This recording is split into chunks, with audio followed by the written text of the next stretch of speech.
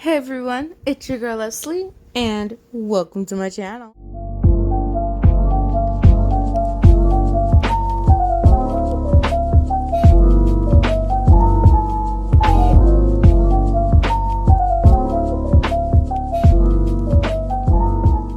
So hey everyone, I am somehow recording this on the same day as I recorded Toby X Reader because I literally couldn't wait, dude. I was like, oh my god, when should I read it? Exactly when? I'm just excited. Now, I will say I'm not particularly the biggest simp in the world for Glamrock Freddy because let's be honest, I ain't. But I might or might not be a simp for the Gator and other characters. But that doesn't matter. Now, I will explain where exactly we at, and basically this is who we are right now. Now, this author is particularly one of the biggest simps, maybe. Like I said, as you can see, mega simp for Glamrock Freddy. But here is who we are in the story, just in case if anyone gets confused. So, we are YN. You worked at Freddy Fazbear's Mega Pizzaplex for quite some time and have been a very fresh and new person, except for the liability the place honestly has. It pays well, at least, so it was kind of a win-win. You're there to maintain the bots and animatronics, and some of them are practically sentient. You just feel as though they're actually real beings that you could care for, even if some of them are honestly mean. Then there's Freddy. Oh man, why is he so much nicer than the others? Oh my gosh. Obviously, Freddy Fazbear's Pizzaplex or Security Breach does not belong to the mobs. We know who it belongs to. Or who was whatever. We're not gonna get into that. Anyways, now we know who we are and why we kind of go there and all that. Let's get straight into it. I'm excited. Okay, chapter 1, Sparkling Hope. It was one of those closing shifts where Wyan just has to maintain an eye out for any problem that could happen anytime out on the stage. The entire place was no doubt pretty packed, with a bunch of parents and some kids decorated with the merch that was expensively costly. No wonder. Wyan kind of yawned, zoning out a bit, and tuning out the entire thing, which practically was gawing at their eardrums due to them being too near the whole entire thing. I should have just been watching some other area of the stage instead of going right near the edge, their head practically scolding them. They proceeded to walk away, being that their head was literally pounding and eyes dilating from all the flashy shows. Being they were taking the stairs up a floor, still eyeing the show for anything. It was pretty tiring for them, but needed to wait a while more for the closing time to happen. Sorry, language issues. Well, tongue issues, really. Their shoes being decorated from the confetti, unknown sticky saliva, and whatnot. They knew they were going to have to get some kind of cleanup for themselves, as they kind of reek of the smell of sweat from being all over the place. Wine is practically kind of new to the whole place, so you couldn't exactly blame them for having to smell. It was just exhausting now that they were slowly being used a lot. Oh shoot. There was a crackled noise and took notice of a crushed glow stick beneath them, of course. They sighed, picking up the stick and trying to kick the substance off their shoe onto the carpet, knowing the bots can or cannot clean it, but it was so frustrating for Wyan over this small little thing. Thank you for being here for our show. You are all superstars. An encore could be heard from the crowd, meaning it was finally over now, and that it was actually time to close down the place. A sigh of relief that had left Wyan's mouth with a small smile on their face. Finally, I can go home now, Wyan cheered to themselves in joy. They tossed the glow stick into a can and made their way to the stage. It was still crowded as people were leaving and staying to get the last look at the sentient, glowing crew up on the huge stage as they were waving and chatting with a few. It took a while before it was nearly empty. Wyan walked towards the crew with a slight slouch to themselves, but it was due to them feeling that fatigue. You guys did great out there, Wyan praised with a thumbs up and a smile looking up at them. Why, thank you very much, Chica nearly yelped, feeling pepped up with her guitar in her arms. It felt like the whole world was after me because I'm number one. Roxanne had practically got her ego boosted quite highly after that. It was as though all the kids just wanted to be me. Cool. Monty practically laughed loudly. The performance was just as brilliant as always. Freddy happily closed his eyes, smiling, feeling the happiness course through his circuits. That's great to hear. Wyan noted the happiness from them. Does anyone feel funky, or are they all good to drop you guys off to your rooms? They glanced up at them, waiting for their responses, only for them to agree to either go back to their rooms or roam off to wherever they want to be. Leaving with only Roxy, Wyan and Freddy to escort them back to their rooms as Chica and Monty went off on their own to do their own thing. Without a thought, Wyan had walked to the stairs, having the other two who's been following behind kind of conversation that sounded like a dad who just supports his edgy daughter. Oh man, did you see those kids who were practically looking at me? They wish they were me. She then laughed proudly. Everyone could see us all. You were great out there, Rox. Freddy gave her a thumbs up with a proud smile. Wyan was smiling while standing slightly still, feeling as though they had forgot to go to take the others to their rooms. They just stood there watching as Wyan froze up, feeling nervous about forgetting where to go. Hey, bud? Freddy placed their hand on their shoulder, worried. Are you alright, Wyan? They tensed up at the touch, even more nervous. I don't remember where to take you both, sorry. Wyan felt a little pressure crushing them. It's alright, Wyan. This place is pretty big, so we could just show you where you can go so you can nail it down. Roxanne gave a friendly bump to Wyan with a smile to ensure them. All right, then lead the way.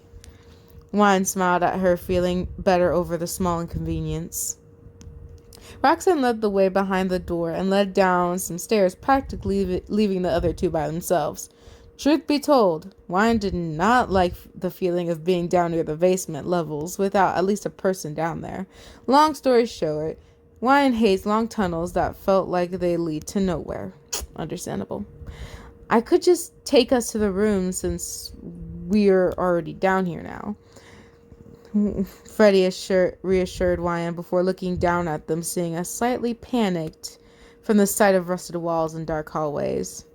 He grabbed their hand gently. It's all right, Wyan. No need to be scared down here. I am here to help you. Wyan looked at him with wide eyes before tightening a grip on two of his fingers with just one hand. All right, thank you. Wyan looked forward, knitting their eyebrows in fear, as if something was going to get them both. You might be right about that.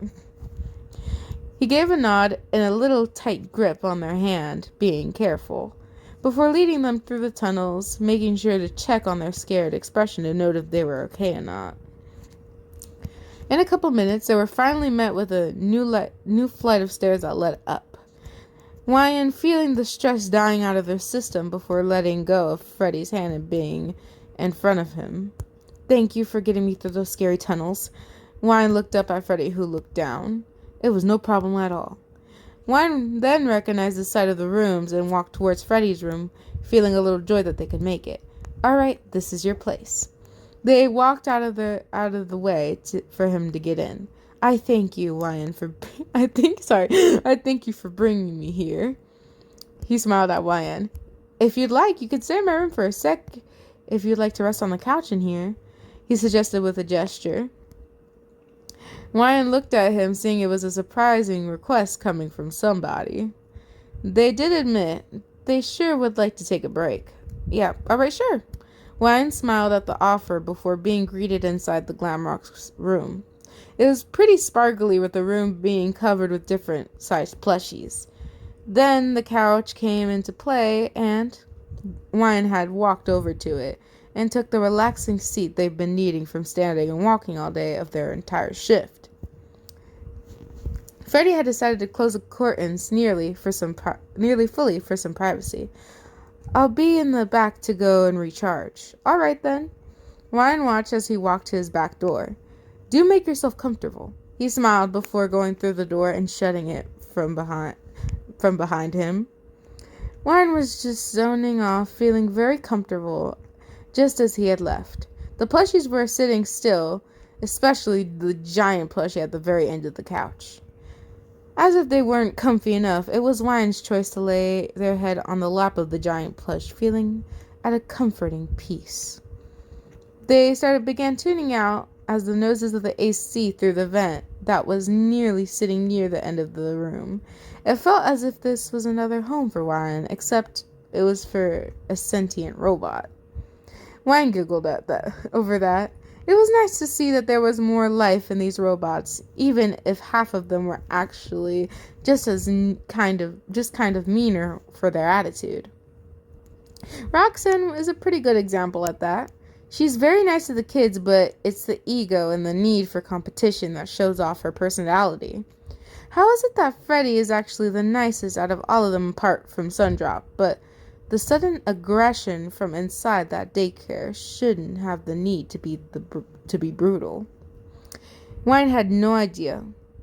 They weren't even the one who made them, just there to make sure that they were working A-okay. And they were actually in a good mood with the kids. It was just a strange feeling for them how sentient they are. All right, chapter 2. I'm curious. Chapter 2. Clinging the soft. All right. Wine had been huddled by almost all of the plushies in the room. It was a very heavenly thing for them due to the fact that they are just absolutely the softest. It was going to be stranger when Freddy came back from inside the room, just to find a pile of plushies on the couch. Freddy then chuckled. Oh my gosh, why are there so many of me on the couch? He playfully quoted out with the noise of Ryan giggling underneath the plush versions of himself. He then removed some of himself off the side of the couch, where Ryan isn't sat onto, and placed the other ones more onto the pile to take a seat on this. Sorry, I got interrupted because I needed help with putting stuff away. But I'm back and let's quickly get through this. Let me go through this interruption, please. Oh, no, this one. Okay. Where were we at? He then removed some of himself off of a side of the couch where Ryan isn't sat onto, and placed the other ones more onto the pile to take a seat on his couch. Ryan, feeling the side of the couch being heavy, having to move a plushie out of the way, for a peek at Freddy, who just wouldn't stop smiling at the pile of soft plushies. Why do you have so many plushies in here? Ryan looked up at Freddy's eyes, seeing the flicker wandering off to look for their eyes and locking onto them. Well, as expected, they're just the softest things. I would have put other decor, but honestly, I don't know why I went for the plushies. I did want something sparkly and whatnot, but oh well. He closed his eyes, smiling and also feeling a little nervous at the choice of his room style. Ryan had put into the thought of his kind of decoration and noted it to ask an employee about it. I get it. Is it because it's hard to kind of relax in here after a show thinking about a couple of things? He watched them explain, feeling like a kid having to be comforted, but also a little happy about it for some reason. Well, you could say that, but you don't gotta worry for me, Ryan. Ryan watching him slowly rising from the stack of plushies to get a full look at him shifting in a very kind and reassuring smile. To say the least, he was kind of a selfless person and makes sure everybody else comes first before him. Is there anything up with you right now, though? Ryan placed a hand on his arm, feeling the cold touch from his metal plate. Again, Ryan, I'm doing A-okay, and that is nothing and that nothing is wrong as of now, I promise. He placed a gentle hand on their hand, feeling the content to let them know that he's doing all right for the night. Warren took a while to process, then finally gave into consolation of him not needing anything at the moment, or that he is broken at this very moment. All right, just let me know if there's something wrong, since to me you guys come first to make it to where you all guys can perform good for another day. He looked away at the curtains with a smile on his face, as if they were just too kind for being here. To him, it wasn't a bad thing, and that it felt kind of like the first time of having an actual good time for company, and a very good one at that fact. He then got up and gently pulled them up from the stack of plushies. It is already time for you to go home. It is nearly 11 p.m., and I honestly would like to be in resting mode for the night. Wine had nearly forgotten the time, and it was thankful for Freddy to remind them about it, nearly forgetting that they gotta go home from a drive. Yes, all right, well. Wine had walked near the doors with him, just towering behind them. If you don't mind to walk me to the entrance, it's a little hard for me to remember where I have to go. Freddy nodded at them. Why, of course, Wine. I don't mind helping you on your way back. His fangs showed off, smiling, feeling good that fact that he's able to help. Oh, can you also take a plushie with you home, since you've grown quite an attachment? He pointed out to the stash of plushies on the couch. Are you sure? Wang glanced to look, feeling the small red get on their face of having to adore the plushies in this very room. I don't mind. Take it as a thank you gift for sticking around to keep me company for the night. Freddy showing off the friendly gesture. Ryan went over to the stack, eyeing the biggest one, but they knew they couldn't take it due to its large size, so they grabbed onto the medium size and clinged it to onto the softness of it. This is literally the softest thing to ever be in my arms. They had a tightening squeeze on the plush as Freddy looked at them, chuckling at their adoration for the plushed mini version of him, feeling content with their smile. They were now on their way back to the main lobby, seeing Vanessa, who was the night guard, talking to some other of the bots, though she's giving them an order to keep watch over the night for any inconveniences. It was so clear she took the whole shift way too seriously. Then again, who could blame her for being paranoid? Once they reached to the front gate, Freddy then ruffled Wine's hair. Okay, this is where we will be going on our ways for the night. He looked down at them, seeing the small look of sadness. Hey, it's gonna be okay, Wyan. We'll see each other tomorrow, alright? It felt like a kid's first day at school, but to Wyan, it felt like something else. A nod had been known agreeing with him about seeing each other. You have yourself a good night. Do make sure to be safe and take care of yourself, superstar. He smiles at them, making sure that they felt okay to be able to go home. To get home, sorry. All right. Wine let out a short huff of relief. Good night, Freddy. Do take. Let me know if anything happens tomorrow. Tomorrow. They had finally ushered themselves out of the building, leaving Freddy at the front, staring at them walking out. Sheesh, I knew you and Wyan were all friends, but walking her out? Laughter could be heard from behind Freddy as he turned around quickly to find out it was Monty. Oh, how funny. Freddy's sarcasm hinted. You're so funny, Monty. As if the gator wasn't in a cartoon wiped and invisible. Hi guys, so sorry I got severely interrupted because it was literally time for us to go, and now we're back home. Long story short, and I finished unpacking everything and putting the betta fishes right back where they belong. And may I tell you, it was such a pain in the ass, but I got it done. So sorry for all the very much inconvenient pauses, but hey everyone, so I'm just gonna let you know this right now. I looked through the video multiple times and I didn't even see a pause, only whenever I had to combine two videos together, but other than that I literally couldn't find any pauses. And I kind of stretched out the video and looked through it little by little instead of watching the whole thing, because I I ain't got time for that. But, if you just hear random pauses and all that, and no cuts or anything like that, just ignore those. I can't really, literally, I looked like 3 or 4 times, and I literally cannot find them. Either they're not there, or they're just really good at hiding. And if you see any, just ignore them. The video will still go on as it is. And I'm sorry for the very much inconvenience. But yeah, do what you gotta do, right? Oh my gosh. Hopefully you guys will be able to see my new glasses really soon. I'm so excited to show you guys. Okay. But anyways, continuing where we left off, which I checked the last video I made, and yeah. Okay. You're so funny, Monty. As if the gator was in a cartoon, wiped an invisible tear from his eye from the amount of laughs he had. It's just, that was amusing, no doubt, Freddy. He let out a toothy grin as the bear just rolled his eyes. Monty, come on. It was just a small thing to do to help out our friend. He protested at the gator. He really does not see how his nice gesture he had for wine was hilarious to him.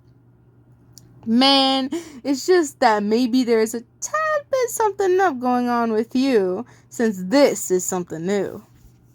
He shook his head, seeing Freddy's face froze up, and obviously heating up from this comment. Again, they were just lost, so I, of course, would have gladly helped a pal out, you know? Freddy then walked off with Monty trying to shake the whole little thing off, not seeing what the issue was going on.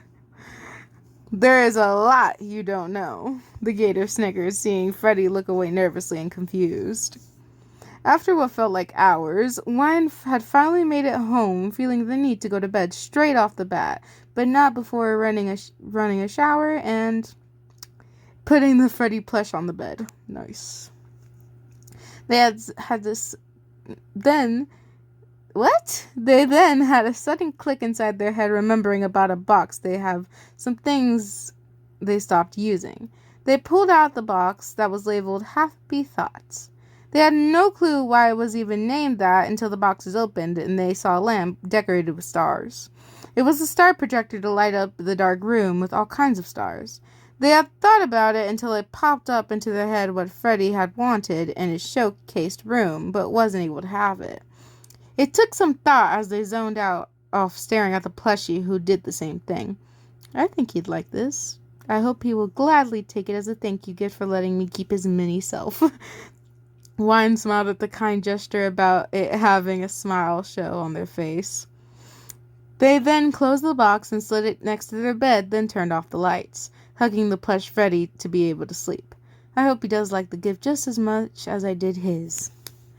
Alright, y'all, so that was super duper cute and, just, adorable. I actually love this story, man. It is so cute, and, I don't know, I just think it's adorable. I just think it's adorable, and obviously kind of got the thing how Vanessa's very fucking paranoid and all that shit. It's whatever.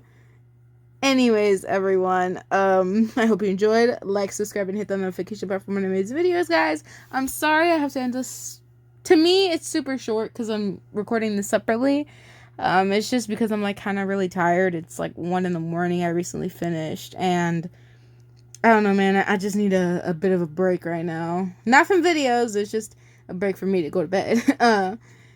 I'll try and keep you guys updated. If anything, if I get my glasses or not, or whatnot, but, anyways, y'all, I gots to go.